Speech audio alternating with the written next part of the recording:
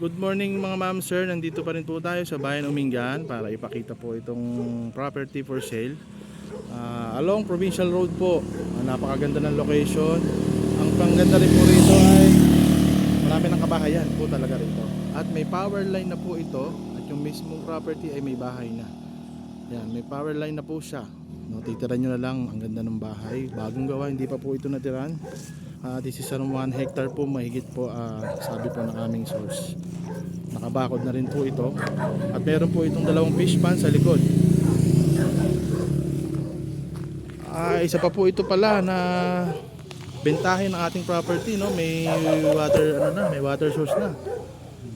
Naka-purified pa yata ito.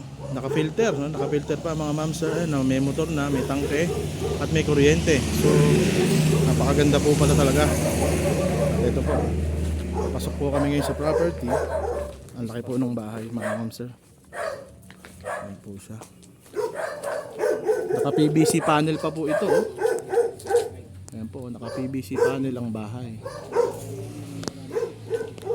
Ito po ang likod ng property. Ayan po yung likod ng bahay. Kasama po yung bahay sa for sale.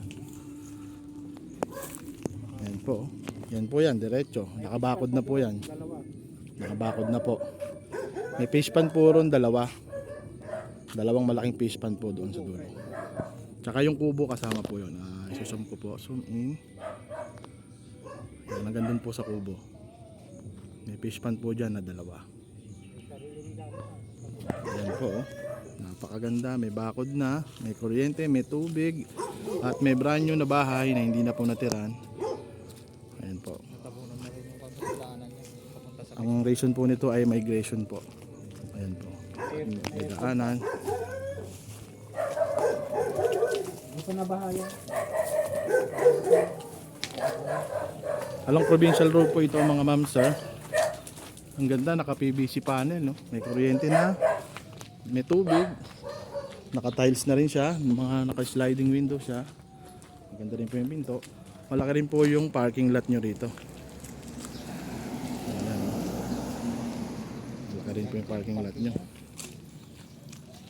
So PM lang ma'am sir sa mga interesado.